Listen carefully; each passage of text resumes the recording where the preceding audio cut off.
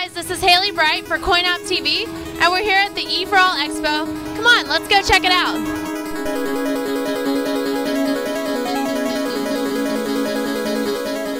I'm inside the Nintendo booth, and they really came to play this year at the Expo. They brought Super Mario Galaxy, Guitar Hero, and behind me the crowd is forming and going crazy to check out Super Smash Bros. Brawl. Hey guys, right now I'm standing out here in front of the THQ booth. As you can see, they have so many games for people to come and try out and play right now. Some of the games that they're going to be coming out with are SmackDown vs. Raw 2008, Supreme Commander, and Conan.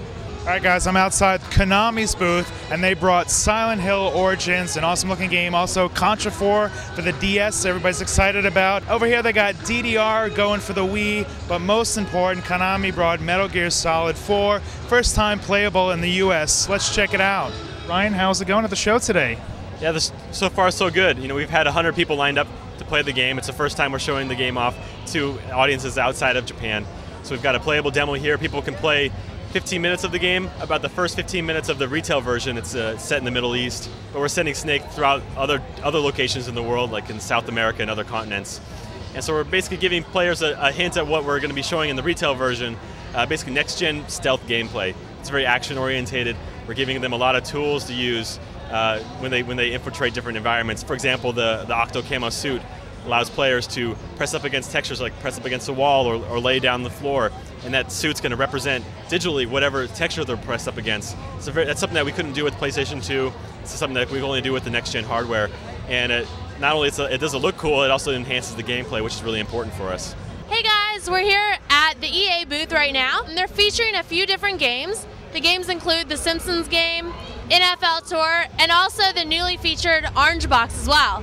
Outside of the EA booth, we caught up with Eric, one of the producers for the Simpsons DS game. Eric, tell me about the game. Yeah, absolutely. The Simpsons DS is a great game. It's got a lot of great features. One of the best things about it is it got a story written by the Simpsons writers. We got to use a lot of the audio lines from the 360. We crammed a ton of audio and movies into this to tell one of the most hilarious stories on a DS cartridge.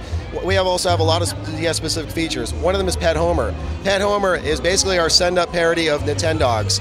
Use your stylus with Homer on the couch, and you can poke him, feed him, play with him, do whatever you want. You can be a good master, bad master, but it's basically our kind of Tamagotchi, Nintendogs parody, where as you play the story mode, you get to unlock lots of different foods and toys to play with them. In addition to that, we have multiplayer that is specific to the DS, that single cart. You can play with up to 4 people. It's just a ton of fun. All right, guys, I'm inside the Namco booth. They got the cool little toys over at Club Namco. They brought the Snoopy game. They got Pac-Man, Miss Pac-Man, Galaga. Let's find out what else is going on around here. One of our biggest announcements this year at For All is that we're launching that hit title from the early 80s, Popeye. I don't know if you remember, but this time it's on mobile, and it has a lot of new features that the original in the early 80s did not have. It has the classic mode, so of course you get to play the original arcade classic, but it has an enhanced mode with better graphics, better sounds, 2 new levels, more power-ups, extra characters, and there's a new feature in here where if you play the game over and over again and get a lot of points, you can redeem the points and download the original retro comics onto your phone. So it's a really great game for mobile, and we're very excited about it. Okay, Scott, we're excited to hear about Popeye, but what else is coming up? What's next on the radar? Well, another big one for Namco this winter, actually, we're going to be launching that retro classic from the early 80s, Mr. Do. It was huge back in the coin-op days, and we're bringing it to mobile.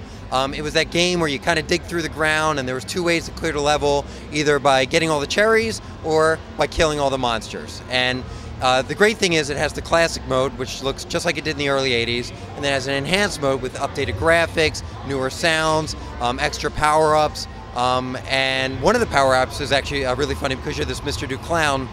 You have a squirting bottle, and if you shoot the monsters with the squirting bottle, they freeze, and then you can kind of run out of the way. Well, I'm really excited to hear about Mr. Do, but one of my all-time favorites, Mr. Do's Castle. What about that one? Yes, Mr. Do's Castle is a favorite of mine as well. I loved it back in the 80s, and this is another one. It's basically the sequel to Mr. Do, called Mr. Do's Castle. We're bringing it out in early 2008. Similar to Mr. Do, it has the classic mode, looks just like the retro version back in the early 80s, and it has an enhanced version with enhanced graphics, sounds, new power-ups and levels. Another exciting thing about it, when we launch it on Sprint, it's going to have a whole bunch of leaderboards that are going to be tied to it on the mobile version. So you can compete against people not just on high score, but who collects the most keys in the game, who kills the most monsters. So it's a very exciting version of the old retro classic on mobile in 2008. Our whole motto is gaming simplified. Anything we can do to make gaming better for people is what we're after. Any way we can enhance your gaming experience without slowing down your game, communicating with other people, connecting you to other gamers, finding events, finding community events, connecting you with pro teams, connecting you with pro players, connecting you with developers, debate clubs, anything you can imagine that is a gaming community, that's what we do. We offer kids real-world experience on how to get into the industry. We work with many different publishers and developers, and they send us games, and we actually send it out to all the people, and they test the games right from their houses. That way they get the real-world experience and what it takes to get into the industry. And we're here right now with Daniel Kaiser. He's the host for GameTrailers.com. All right, Daniel, tell me, you get to go to lots of different, like, really cool gaming expos and conventions. What are some of the neatest gaming conventions you've been to? Oh, wow. I've been to a lot, but I have to say that going to the Tokyo Game Show is always an amazing experience just because of the city in general, just how different it is. Everything about it is amazing as an experience. And then, of course, to experience their culture of gaming, which is so vibrant over there in comparison to over here, where it's still kind of making its way into the mainstream, and it's very vibrant here as well, but it's in a different way. It's an ingrained part of their culture over there. So it's a wonderful experience. Have you been into video games since you were a kid, or was it something you got into when you were a lot older? Oh no, I've been gaming since since the Atari. I remember when games used to actually just be called baseball and football and all that stuff. They didn't have all the branding. So I've been gaming for years and years and years. I somehow managed to balance my love for sports and everything and my love for gaming by just keeping it balanced. But I would go to basketball practice and then come home and have my Final Fantasy posters and Dragon Warrior posters and maps plastered on the wall, and it was rather interesting. But yes, I've been gaming for a very long time. For those who aren't familiar with Game Trailers, what's like the introduction to people? How does it all work? Well, Game Trailers is different from a lot of other gaming sites in that we're 100% video. It started a few years ago, was purchased by MTV about 2 years ago. And when the guys started the site, they looked at the competition and they were like, well, look, we have the iGens and the GameSpots out there, been doing their thing for 10 years.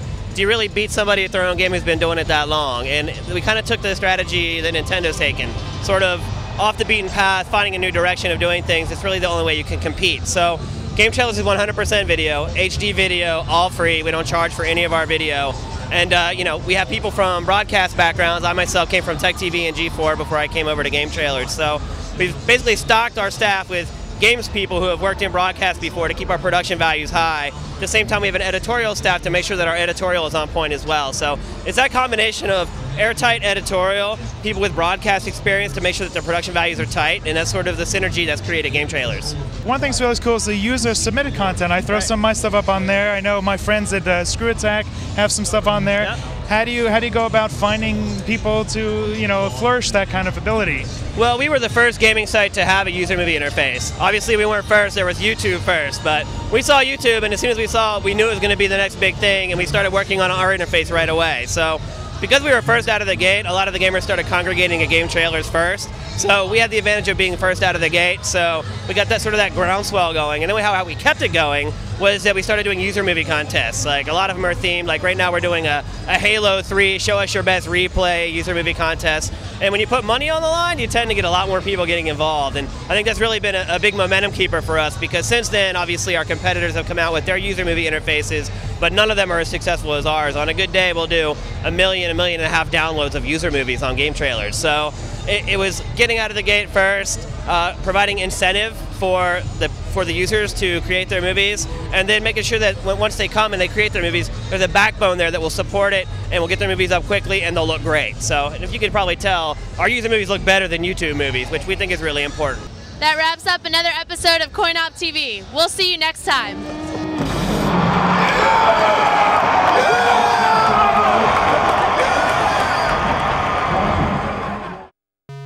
We want to take over all the world and implant chips into people's heads so that, like, when you open your eyes, you see Game Trailers.